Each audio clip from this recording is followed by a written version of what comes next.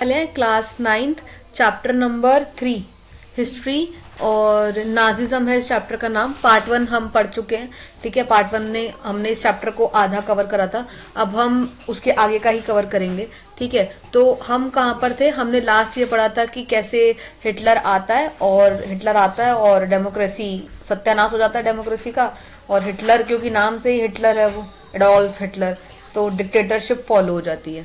ठीक है, how did Hitler destroy और रिमूव डेमोक्रेसी इन जर्मनी? तो कैसे हिटलर ने डेमोक्रेसी खराब करी या फिर खत्म करी, और कैसे डिक्टेटरशिप वो फॉलो करता है, लेके आता है, हमें वो पढ़ना है। ठीक है, 30 जैन 1933 के अंदर प्रेसिडेंट कौन थे? हिंडलबर्ग थे। कौन थे? अब उसको हटा करके कौन बन गया था? हिटलर। क्या बनना था? चांसलर। हिटलर क्या बन गया था? चांसलर बन गए थे। तो बेसिकली आप ये कह सकते हो कि 1933 के अंदर चांसलर जो थे वो कौन बना? हिटलर बना। प्रेसिडेंट को हटा दिया था उसने, हिंडलबर्ग को। पहला पॉइंट ये कि अब उसने सत्ता ही पलट दी, मेन रूल करने वाला ही हटा दिया, तो फिर तो कोई हायर अथॉरिटी बचा नहीं। ठीक है, दूसरा, आफ्टर गेटिंग द पावर में आते के साथ ही हिटलर ने रिमूव कर दिया डेमोक्रेसी को, मतलब बेसिकली रिमूव और the dismantle the democracy. Dismantle मतलब होता है कि हटा देना। ठीक है, डिस्टर्ब कर देना। डेमोक्रेसी डिस्टर्ब करने का मतलब है कि आपके हाथ में कुछ नहीं है ना। ये इन February 1933 के अंदर Germany parliament got burn down. Germany की पार्लियामेंट को लोगों ने गुस्से में आकर फूंक मारा, जला दिया गया। आप ये कह सकते हो कि हिटलर की कहीं ना कहीं चाल थी, ऐसा आप ये कह सकते हैं। ठीक है, फायर डिक्रीज, फायर जो है वो खत्म होती है। ठीक है, 28 February 1933 के अंदर suspended all the civil rights. सारे सिविल राइट्स को, जितने भी नागरिकों के अधिकार है, उन सबको क्या कर दिया जाता है? सस्पेंड कर दिया जाता है, खत्म कर दिया जाता है। 3 मार्च को एक एक्ट पास करा जाता है। उस एक्ट का नाम होता है एनेबलिंग एक्ट पास, जर्मनी स्टैब्लिश डिक्टेटरशिप। और जर्मनी के अंदर क्या आ जाता है? डिक्टेटरशिप आ जाती है। Political parties and trade union, इन सबको क्या कर दिया जाता है? बैन कर दिया जाता है। क्या कर दिया जाता है? बैन कर दिया जाता है। अब हिटलर भाई साहब जो हैं, उनकी जो जर्मनी की इकोनॉमी के ऊपर सारी रिस्पॉन्सिबिलिटी किसके ऊपर होती है? हिटलर के ऊपर। एथिकली वो राजा बन गया है ना। हिटलर ने डिक्टेटरशिप अपने हाथ में पकड़ ली है। इसका मतलब ये है जर्मनी की इकोनॉमी की सारी रिस्पॉन्सिबिलिटी अब किसके ऊपर आ गई है? हिटलर पर थी। ठीक है, पर ये रिस्पॉन्सिबिलिटी वो किसको दे देता है? जलमार सिचार, ये एक पर्सन है। ठीक है, ये बेसिकली कौन है? एक इकोनॉमिस्ट है जो सारा पैसे का फाइनेंस वगैरह सब कुछ देखते हैं। ठीक है, ये इसका इस्तेमाल करता है। कौन इस्तेमाल करता है? हिटलर इस्तेमाल करता है। क्या ठीक करने के लिए? जर्मनी की इकोनॉमी। ठीक है, तो ये जो इकोनॉमिस्ट है वो क्या बताता है? हम फुल प्रोडक्शन करेंगे और फुल एम्प्लॉयमेंट देंगे। हम क्या करेंगे? पूरा अच्छे से प्रोडक्शन करेंगे और पूरी पूरी रोजगार की गारंटी देंगे। तो ये लोग क्या लेके आते हैं? Foreign policy. क्या लेके आते हैं? Foreign policy. और पुरानी वाली पॉलिसी के अंदर चेंजेस कर देते हैं। क्या कर देते हैं? चेंजेस कर देते हैं। 1933 के अंदर लीग ऑफ नेशंस को हटा दिया गया, जो कि किसका पार्ट था? यूनाइटेड नेशंस का पार्ट था। किसका पार्ट था? 1936 के अंदर हिटलर जो राइनलैंड ऑक्यूपाइड था उसको वापस ले लेता है। याद है? फर्स्ट वर्ल्ड वॉर के अंदर छीन लिया था, है ना, उसको वापस ले लेता है। 1938 के अंदर अब ऑस्ट्रिया और जर्मनी वापस आते हैं। ठीक है, और अब एक स्लोगन बनाते हैं, क्योंकि फूका पड़ा था ना ऑलरेडी, उसकी आत्मा कल्पी पड़ी थी।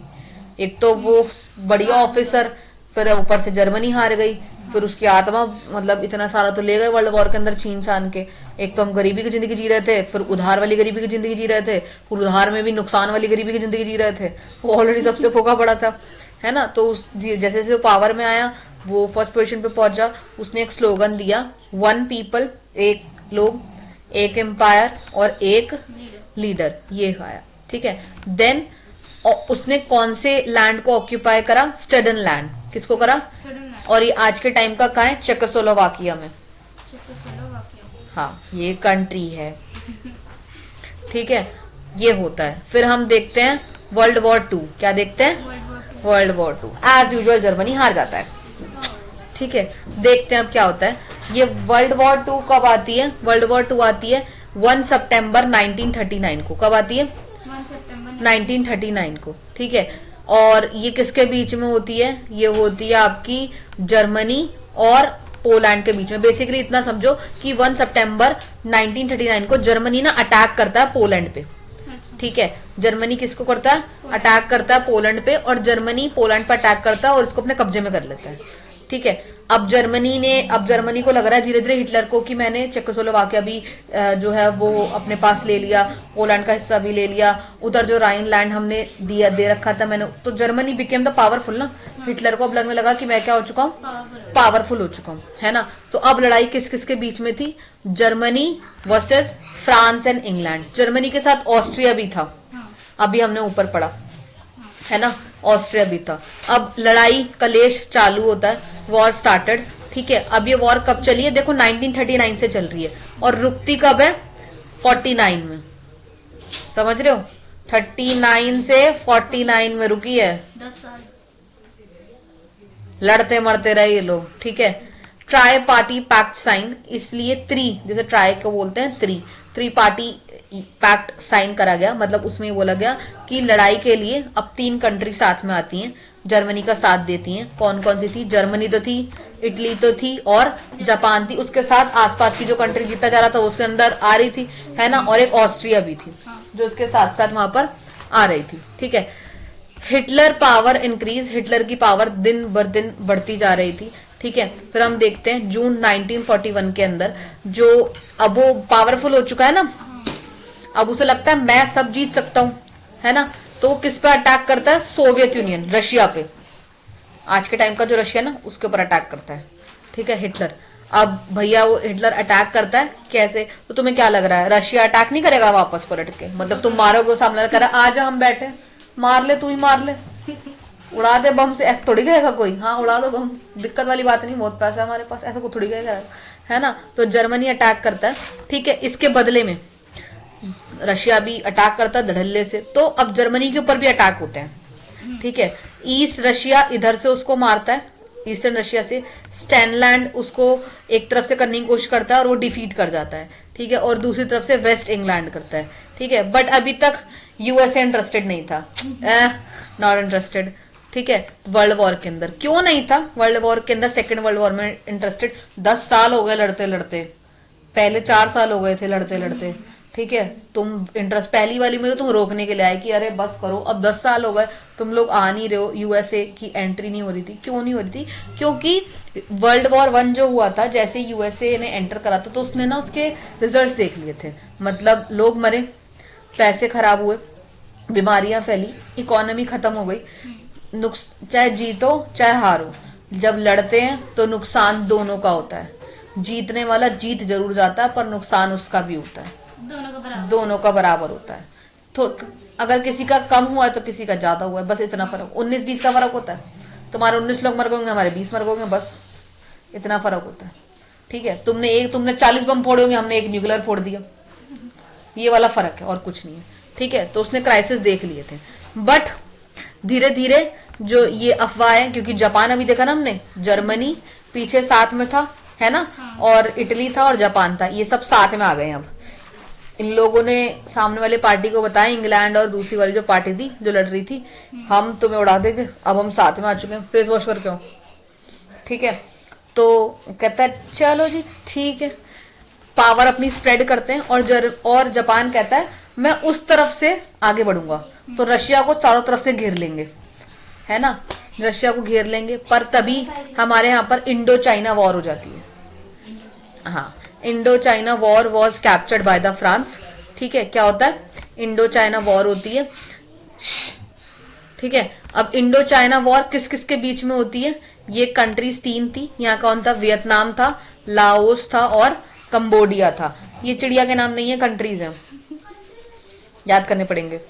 ठीक है, अब ये क्या करते हैं, जापान कैप्चर कर लेता है, Japan capture that USA navy army on the basis of attack, कि वो बोलता है कि ऐसे ऐसे हम पे अटैक हो सकता है, इसीलिए हम उनको कैप्चर कर लेते हैं।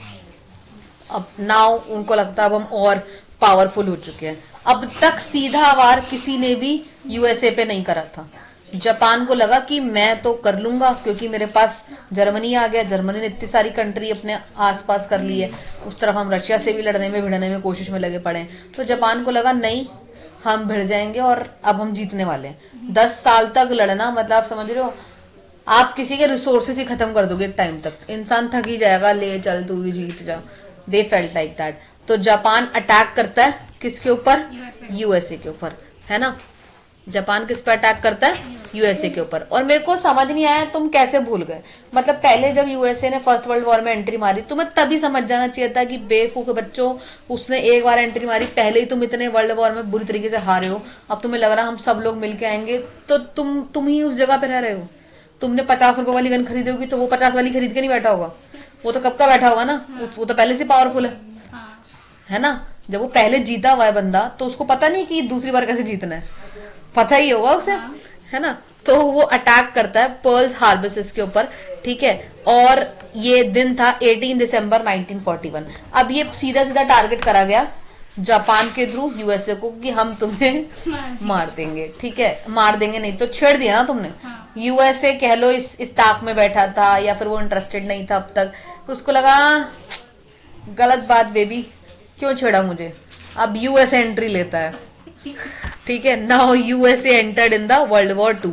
यूएसए एंटर लेता है 8 मई 1945 को। 49 तक वॉर चली थी ना, ठीक है। 8 मई 1945 को, और वो एंट्री लेता है और वॉर खत्म हो जाती है। कैसे होगी देखते हैं, ठीक है। अब लड़ाई आर पार की है। अब लड़ाई किसके सामने हो रही है? अब लड़ाई सीधे सीधे हो रही है हिटलर और जापान। अब हम दो पहलू देखेंगे, क्योंकि हिटलर को पता था मैं तो सीधे जाऊंगा नहीं, एक बार मार चुका है। तो हिटलर और अब वर्ल्ड वॉर 2 के देखते हैं। तो हिटलर डिफीटेड था, ऑलरेडी हार चुका था रशियन वाले पोजीशन से, अगर आप देखोगे तो, ठीक है। अब जापान के ऊपर, जापान पे दो जगह थी, ठीक है, हिरोशिमा और नागासाकी, ठीक है। मैंने क्या बोला, हर बार यूएसए आएगा और हर बार कलेश खत्म कर जाएगा। उसको लगा बहुत देर हो गई तो मैं टाटा पापा करते करते यूएस आया, उसने जापान में एक न्यूक्लियर बॉम्ब फोड़ा हिरोशिमा नागासाकी पर, और जापान बूम उड़ गया और खत्म। लड़ाई यही खत्म, कलेश खत्म, ठीक है। आज भी न्यूक्लियर जो वेव्स हैं वो वहां पर हैं, वहां पर आज भी ऐसे ही न्यूक्लियर वेपन ऐसा होता है कि एक नहीं कितनी ही दशक की आपकी नस्लें खराब कर देता है, ठीक है। ऐसा कुछ हुआ। तो वर्ल्ड वॉर 2 बेसिकली 1939 से 45 तक चली, ठीक है। अब 45 तक चली, अब बेसिकली जापान उड़ चुका है। जापान को ये बात समझ में आ चुकी है हम लड़ने मरने का जाए, पहले खुद की अर्थव्यवस्था खुद को तो संभाल ले। अपने घर में रोटी नहीं है, सामने वाले को तुम बोल रहे हो आओ डिनर करोगे हमारे घर पे, है ना। तो अब कहानी आई है, पर अभी तक हिटलर बाबूजी जिंदा है ना।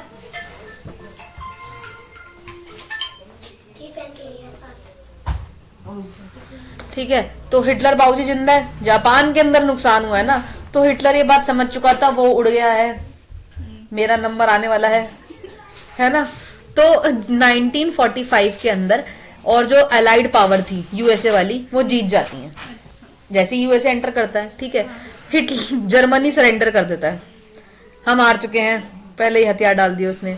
Before the Hitler family, Hitler की फैमिली ना सुसाइड कर लेती है इतनी बुरी हार को देख करके, ठीक है। बंकर्स में रहता है वो, पता है, उसके नीचे से ढूंढ के उसे मारते हैं। सुसाइड कर लेती है, और कहाँ करती है, बर्लिन बंकर्स के अंदर करती है, ठीक है।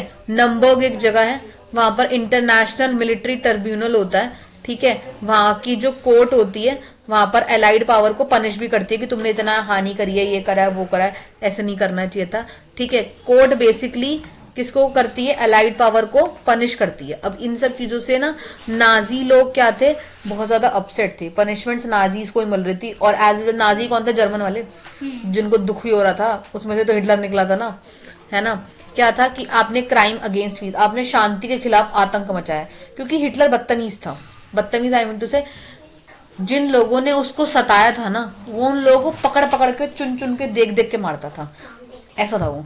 जैसे मान लो हिटलर नाजी है, ठीक है, उसको पता है कि यूएसए ने मारा है, ठीक है, ये यूएसए वाले जितने भी थे ना, मान लो मुझे पता है कि ये एक एरिया है, ठीक है, यहाँ पर ये लोग हमारी कंट्री के हैं, ये सारे लोग यूएसए वाले हैं, या इनके बच्चों के बच्चे यूएसए वाले हैं, तुम्हारे पूर्वजों ने मारा था, इन सबको इकट्ठा करेगा, एक बंकर में जाएगा, उनको जिंदा जला देगा। ऐसी खुंदस थी उसे।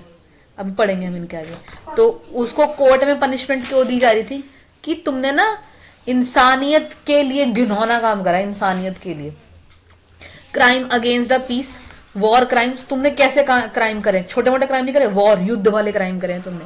क्राइम अगेंस्ट द ह्यूमैनिटी, तुमने इंसानियत को मार दिया। ठीक है, वर्ल्ड वॉर के टाइम की बात हो रही है। इसका लिंक हम देखते हैं नाजीज की आइडियोलॉजी से, क्योंकि वो कल्पा पड़ा था अपने जो उसके साथ हुआ फर्स्ट वर्ल्ड वॉर के टाइम पर। ठीक है, अब वो इतना फूक चुका है कि हिटलर की आइडियोलॉजी किस काम पर कर रही थी, वो इतना क्यों कल्पा पड़ा था। ठीक है, यूरोपियंस को मार रहा था वो, क्योंकि यूरोपियन से ही तो हारा था, है ना। गैस के चैम्बर बनाता था वो, और जिंदा लोगों को जला देता था। ठीक है, नाजीज ने कम से कम 6 मिलियन जूइश लोग, जैसे मैं राजपूत हूं, तुम बनिया हो सकते हो, वो क्षत्रिय हो सकती है, वो पंडित हो सकती है, कुछ भी हो सकता है, कोई पंजाबी हो सकता है। तकरीबन 6 मिलियन लोगों को उसने मार दिया जिंदा। 6 मिलियन, 600 लोग नहीं, 6 लोग नहीं, 6 मिलियन, 6 मिलियन लोगों को मार देता है। 200 के मतलब 200,000 लोग जो जिप्सी होते हैं, जिप्सी काले लोग देखे होंगे आपने थोड़े बहुत, साउथ अफ्रीका टाइप के जो होते हैं। मैं किसी का यहाँ पर रंग भेद नहीं कर रही, बट जनरली डिनोट हमें ऐसे याद आ जाता है। जिप्सीज एक कास्ट समझ लो। ठीक है, कुछ जिप्सीज जो थे उनको 200,000 लोगों को मार दिया। ठीक है, 1 मिलियन पॉलिश सिविलियंस को मार दिया। पॉलिश सिविलियन चिकने गोरे मार दिया। 70 जो डिसेबल लोग थे, अच्छा, उन सबको मार दिया। क्यों ये डिसेबल लोग? वो भी तो पुराने टाइम के रहे होंगे ना। अच्छा, मान लो मैं यूरोपियन हूँ, मेरे बच्चे जवान हो गए, तो मेरे बच्चे तो मरेंगे क्योंकि वो मेरे बच्चे हैं एज अ यूरोपियन, और मैं तो प्योर यूरोपियन हूँ। भले मेरे हाथ पर टूट गए, यूरोपियन तो हूं ना मैं, इसलिए मारेंगे ऐसा। ठीक है, कोर्ट के अंदर 11 नाजीज को हैंग कर दिया जाता है, मतलब टपका दिया जाता है। कुछ को डेथ स्टेटमेंट दे दिया जाता है। डेथ स्टेटमेंट का मतलब होता है यही मरोगे तुम सड़ सड़ के। 11 लोगों को फांसी की सजा मिल जाती है। ठीक है, कैपिटल पनिशमेंट कहते हैं उसे, डेथ स्टेटमेंट्स को। और कुछ लोगों को लाइफ इम्प्रिजमेंट। लाइफ इम्प्रिजमेंट मतलब होता है जिंदगी भर, जब तक तुम्हारी मौत नहीं आ रही तब तक तुम्हें जेल में रहना पड़ेगा और तुम मरोगे, ये होती है लाइफ इम्प्रिजमेंट। ठीक है, इसके पीछे नाजी की क्या आइडियोलॉजी थी या फिर हिटलर कैसे काम कर रहा था। All the people were not equal, उसके नजर में कोई भी जो लोग थे वो इक्वल नहीं थे। फॉलो द रेशियल हेरार्की, वो रेशियल हेरार्की को फॉलो कर रहा था। ठीक है, मतलब तुम गोरे, तुम्हारे बच्चे गोरे, भले ही बच्चे ना उस आइडियोलॉजी के हों, पर क्योंकि वो तुम्हारे बच्चे तो मरेंगे, ऐसी खुंदस थी उसे। ठीक है, नार्डिक जर्मन्स उसके लिए सबसे टॉप पर थे, किन लोगों को मारना है। Aryans are the best, Aryans उसके लिए बेस्ट थे, मतलब जो वहीं के पैदा हुए थे, जर्मन थे। नॉन आर्यंस जो जर्मनी में नहीं रहते, कैसे नार्डिक जर्मन्स कौन से होगा, जिनकी नीली आंखें होंगी, गोल्डन हेयर होंगे, जिसे हम क्या बोलते हैं, ब्लॉन्ड, क्या कहते हैं, ब्लॉन्ड्स, और जो कहाँ पैदा होंगे, जर्मनी। ठीक है, लोअर ज्यूस जो जर्मनी के लोग थे, उन लोअर ज्यूस हम ऐसे कह सकते हैं कि वो उन्हें जर्मनी का दुश्मन मानता था। लेकिन वो जर्मनी के थे, बाहर से आए थे। हाँ, जैसे मैं आपको बताती हूँ, हमारे ही कंट्री में कुछ लोग बीजेपी के सपोर्टर हैं। हाँ। अब जो लोग बीजेपी के सपोर्टर नहीं है, बीजेपी वालों को ऐसी खुंदस चढ़ी कि सबको मार दो, पर रह दो तुम्हारी कंट्री में ना, ये पंगा था उसके साथ भी।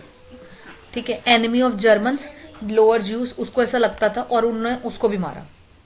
ठीक है, races were placed on their of external feature, बाहर के फीचर्स देख के, मैं बता रही ना, आंखें आपकी नीली है, उसे लगता था ना ये ग्रुप के कुछ स्पेसिफिक स्टूडेंट्स हैं, इनकी आंखें नीली है, बाल थोड़े ब्लॉन्ड कलर के, ये ऐसे कलर के दिख रहे हैं, ये पक्का यूरोपन। उनकी डिटेल्स निकलवाई, उनको इकट्ठा करा, गैस के चैम्बर में फूंक दिया, जिंदा जला दिया, ऐसा था वो।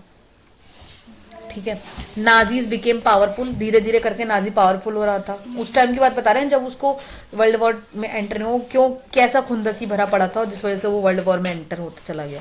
ठीक है, दोज पीपल, वो लोग जो लोग जर्मन के नहीं थे, उन लोगों को वो इम्प्योर मानता था। क्या मानता था, इम्प्योर, गंदा खून, तुम जर्मन के नहीं हो, तुम गंदे खून वाले हो। जैसे फॉर एग्जाम्पल, जैसे मैं दिल्ली का बर्थ हूँ, मेरा दिल्ली में पैदा हुई हूँ, कुछ होंगे लोग ऐसे जो दिल्ली में नहीं पैदा हुए, मान के चलो एक्स नाम का बच्चा ये दिल्ली में पैदा नहीं हुआ, ये यूपी में पैदा हुआ, तो मेरे हिसाब से गंदा खून है। अगर मैं जर्मन की हूँ तो उसे मरना पड़ेगा, ऐसा वाला। ठीक है, not from the Nazis ideologies were killed, ये ऐसी सोसाइटी चाहता था जो नार्डिक जर्मन सोसाइटी हो, कि सब लोग जर्मन के ही लोग हों, जो यहीं के प्योर पैदा हुए हों, ठीक है। नो ज्यूज इन जर्मन, कोई ज्यूज ना हो, ठीक है, ताकि उसे लगता था कि ये लोग आएंगे और फिर हम पे कैप्चर कर जाएंगे। उसकी आइडियोलॉजी ऐसी कुछ थी, ठीक है। तो ज्यूइश लोग बेसिकली क्या कर रहे थे, सफर कर रहे थे। क्या कर रहे थे? सफर कर रहे थे। जैसे उसने क्रीस्ट, बहुत सारे क्रीस्ट को मार दिया, ठीक है, जो मनी लैंडर्स थे। हिटलर हेट ज्यूज, उसको बहुत ज्यादा प्रॉब्लम होती थी ज्यूइश से। Hitler wanted to eliminate the Jewish, वो चाहता था कि उनको यहाँ से हटा दिया जाए। बॉयकॉट द प्रॉपर्टी, उनको प्रॉपर्टी भी नहीं खरीदने देता था, ठीक है। साइनागोएस ना एक जगह है, जैसे हिंदुओं की मंदिर होती है, मुस्लिम्स के लिए क्या होता है, मस्जिद होता है, ऐसी साइनागोएस जूइश लोगों की प्लेस है। वो वहां जाके पूजा पाठ करते थे, उस जगह को उसने जला दिया, इतना खुंदसी था। और बाद में सारी गवर्नमेंट की सर्विसेज भी उनके लिए बंद कर दी, ठीक है। देवर फोर्स टू लिव इन अ घीटोस, उन्हें घीटोस के अंदर पुअर कंडीशन में रखा जाता था। घीटोस एक जगह होती थी जहां पर गाय, भैंस, बकरी, इनसे भी गंदी जगह जहां वो लोग रह रहे हैं, मतलब जानवरों से बदतर जगह, जहां वहां उनको रखा जाता था, ठीक है। मास किलिंग ऑफ जूस से वो इतना फूका पड़ा था कि मास किलिंग करने लग गया था। मास किलिंग, ये चैप्टर खत्म होने वाला, बस खत्म करा के फिर मैं भेज देती हूँ, 2 पन्ने बचे, ठीक है। मास किलिंग कैसे करता था, लोगों को इकट्ठा करता था। उसने ना अपनी मास किलिंग को हॉलोकास्ट नाम दे रखा था। क्या बोल रखा था? जिंदा तो जला नहीं सकते ना ऐसे किसी को, लोगों को अलग तरीके से बताता था। जैसे लोगों को इकट्ठा करता था, ठीक है, देखो मैंने पिक्चर बना रखी है ना। लोगों को इकट्ठा करता था, गैस के चैम्बर में लेके जाता था और उन्हें जला देता था। कैसे बोलता था कि गैस चैम्बर में लेके जाएंगे, उन्हें किल करेंगे। नाजी डिडंट यूज बर्न, किल और murder words in officially. Nazi कभी भी, जो भी हिटलर वाले, जर्मन वाले लोग थे, वो कभी भी ये फॉलो नहीं करते थे कि हमने इतने लोगों को मारा है। किल, मर्डर्ड या फिर ऑथेंटिसिटी, मतलब जहां पर उनका इमेज गंदा दिखे, वो कभी नहीं बोलते थे उसको। वो कैसे बताते थे इसको, हॉलोकास्ट को? इसके लिए उन्होंने अलग अलग टर्म लिख रखे थे। जैसे they called the mass killing as a special treatment. वो बोलते थे कि हम, तुम लोग ऐसे हो ना, तुम्हें स्पेशल ट्रीटमेंट देंगे, पर तुम्हें जिंदा जला रहे हैं वो लोग एथिकली, है ना। तो स्पेशल ट्रीटमेंट में कैसे जितने भी ज्यूश लोग थे उन्हें मार देते थे। फाइनल सॉल्यूशन ये निकला, डिसेबल लोगों को भी मास किलिंग करके मारते थे। ये कौन से थे? यूथनेशिया के थे, यूथोनेशिया के। इवैक्यूएशन का मतलब क्या था? इवैक्यूएशन एक ऐसी प्रोसेस थी स्पेशल ट्रीटमेंट की, कि लोगों को जब लेके जाया जाता था तो उसे इवैक्यूएशन कहते थे लोग। हम तुम्हें स्पेशल ट्रीटमेंट देंगे जिसके लिए आपको किसकी प्रोसेस से जाना पड़ेगा? इवैक्यूएशन की प्रोसेस से। इवैक्यूएशन क्या होता है? आप चलिए, जिंदा जाइए और बाद में आपकी राख निकलेगी। मर जाओगे ना तुम लोग तो, जिंदा जल गए तुम। और एक नहीं मारता था वो। मान लो इस कमरे की कैपेसिटी 50 लोगों की है, इसके अंदर 200-250 बंदे घुसेड़ के और उस कमरे के अंदर आग लगा दी, ऐसे मारता था वो। ये तुम्हें सुनने में डरावना लग रहा है, पर ये असलियत में घिनौना है, समझ रहे हो आप? मैं ये झूठ नहीं बोल रही, मैंने तो इसकी सीरीज देखी है पूरी जर्मन की, उसमें पड़ी हुई नेटफ्लिक्स पे, कभी देखना, हिटलर स्टोरीज। तो मैं एक्चुअल में लगेगा कि ये इंसान के नाम पे धब्बा है, कलंक है, इसे जानवर की जूनी भी नहीं मिलनी चाहिए। हमारे इतना सा कट लग जाए, ये थोड़ा सा जल जाए, हम कोलगेट लगाओ, वो क्रीम लगाओ, ये करने लग जाते हैं। तुम इतने इंसानों को जिंदा जला रहे हो, चलो at a time of war जिनकी गलती थी तुमने उन्हें उड़ाया, तुम्हारी आइडियोलॉजी सेट हो गई, पर जो सही है उन्हें क्यों मार रहे हो विद इन अ कंट्री? वो क्यों, वो तो रिस्पॉन्सिबल नहीं है ना। ये जो सब थे भी नहीं उनको भी मारा। हाँ, उन लोगों को पता है। और वो गैस चैम्बर को पता क्या कहता था? डिसइंफेक्टेंट एरिया, कि हम तुम्हें इवैक्यूएशन के लिए लेके जाएंगे, तुम्हें डिसइंफेक्टेंट एरिया, तुम्हारे अंदर से सारे इन्फेक्शन वाले जो चीजें वो हटा देंगे, हटाएंगे कि तुम्हें मार दिया जिंदा तो हटोगे, मरोगे तुम सब लोग। 250-300 बंदों को तुम लोग इकट्ठे लेके बोल रहे हो, तब तुम्हारे अंदर से इन्फेक्शन हटने वाला है। हटने वाला है, इंसान ही नहीं रहने वाला, तो इन्फेक्शन क्या बचेगा, है ना। तो ये था, वो चाहता था कि क्या हो जाए, नाजीज क्या हो जाए, स्ट्रांग हो जाए। क्या हो जाए? स्ट्रांग। इसलिए उसने स्कूल्स के अंदर टीचिंग करनी चालू करी कि स्कूल के अंदर नाजीज की आइडियोलॉजी को पढ़ाया जाए। What happen in the schools under the Hitler rule? क्या हुआ था हिटलर के रूल के टाइम पर? उसने बोला कोई ज्यूश स्कूल नहीं जाएगा, कोई बच्चा जो ज्यूश होगा वो स्कूल नहीं पढ़ेगा, ठीक है। किड्स वर सेग्रीग्रेट, किड्स को अलग कर दिया गया, मतलब जो पहले से पढ़ रहे थे कि ज्यूश लोग अलग पढ़ेंगे और जर्मन लोग अलग पढ़ेंगे, ठीक है। अनडिजायरेबल चिल्ड्रन की, अनडिजायरेबल चिल्ड्रन वो थे वही मैं बता रही हूँ कि बहुत सारे पहले तो जब वो पार्टी बन के हेड बना होगा वहां तब ज्यूश होंगे। उसने क्या बोला उसने क्या बोला कि जितने भी जूश लोग बच्चे हैं ना उनको इकट्ठा करो, बच्चे भी नहीं छोड़े उसने, जितने भी बच्चे हैं उनको इकट्ठा करो और हम उन्हें कहाँ लेके जाएंगे, डिसइंफेक्टेंट एरिया में लेके जाएंगे। और किसके थ्रू लेके जाएंगे, एक उसके थ्रू, इवैक्यूएशन की प्रोसेस के थ्रू। हाँ। इवैक्यूएशन मतलब होता है प्रताड़ित। कितना सा छेद बताऊं तुम्हें, कितना सा, ये बहुत बड़ा डब्बा है, हाँ। थोड़ा सा पीछे और लगा लो, एक ऊपर एक नीचे, पिंजरे के अंदर एक ऐसे बंद करके इंसान बैठे हैं, उसके अंदर आपको रखेंगे कुछ टाइम तक। अच्छा। उसके बाद उस पिंजरे से निकाल के जब आप इकट्ठे हो जाओगे एज अ बच्चा, बहुत सारे बच्चे जब इकट्ठे हो जाएंगे उन्हें फिर डिसइंफेक्टेंट एरिया में लेकर जाएंगे। डिसइंफेक्टेंट एरिया कौन सा है, गैस चैम्बर। हाँ। ठीक है, स्कूल की बुक्स को दोबारा लिखा जाने लगा, उसमें नाजीज की आइडियोलॉजी पढ़ाई जाने लगी और बताया गया कि कौन लॉयल है, नाजीज लॉयल है, और जूश लोगों को हेट करो और नाजीज की क्या करो, पूजा करो। ठीक है, धीरे धीरे करके उसने यूथ ऑर्गेनाइजेशन बनाई नाजीज के लिए। ठीक है, जिसमें उसने 14 से 10 साल के बच्चे यंग जो थे उनको जंगलुक जो है वो ज्वाइन कराया, एक ग्रुप बनाया। ठीक है, वो यूथ ग्रुप्स था, वहां पर आइडियोलॉजिकली उनको ट्रेनिंग दी जाने लगी। 14 से 18 साल के बच्चों को आर्मी में भर्ती कर दिया जाने लगा। ठीक है, 1920 के अंदर से ये पार्टी हटकर क्या बन गई, हिटलर यूथ पार्टी के नाम से जाने लग गई और बाकी सारी पार्टीज को क्या कर दिया, बैन कर दिया। ठीक है, this is the last page of this chapter, उसके बाद ये चैप्टर फिनिश। ठीक है, वुमेन्स की क्या हालत थी, वुमेन्स के लिए इसने कोट लिखा, इन माई स्टेट, मेरे शहर में, the mothers are the most important of the city. ये जो औरतें हैं वो सारी बहुत क्या है, बहुत इंपॉर्टेंट सिटीजन्स है। क्यों है, क्योंकि महिलाएं ही बच्चे पैदा कर सकती हैं। अनडिजायरेबल किड्स जिसके होंगे उन्हें पनिशमेंट दी जाएगी। अनडिजायरेबल किड्स, मान लो मैं जर्मन की लड़की हूँ और उसका पिता, मेरे बच्चा का बाप एक जूइश है, तो वो अनडिजायरेबल बच्चा है, उसे मारो, उसके बच्चे को मारो और मुझे मारो। ठीक है, डिजायरेबल किड्स, डिजायरेबल किड्स का मतलब मैं जर्मन की हूँ, मेरा पति भी जर्मन का है, तो मेरा बच्चा भी कहाँ का हो गया, जर्मन का। ये होता है। और अगर ऐसा कुछ है तो मुझे एज अ फीमेल रिवॉर्ड मिलेगा। ठीक है, अगर मेरे साथ गुड ट्रीटमेंट करा जाएगा, मुझे ऑनर दिया जाएगा। अगर मेरे 4 बच्चे हैं तो ब्रॉन्ज मेडल, 6 बच्चे हैं तो सिल्वर, 8 से ज्यादा हैं तो गुड। ऐसा क्यों, क्योंकि वो लोग चाहते थे कि जितने ज्यादा बच्चे उतनी जल्दी बड़े होंगे। स्कूल की पढ़ाई देख रहे हो, 14 से 18 साल के अंदर तो उन्हें आर्मी भर्ती करा जाए, 14 साल का बच्चा आर्मी में लेके जाओ, समझ रहे हो।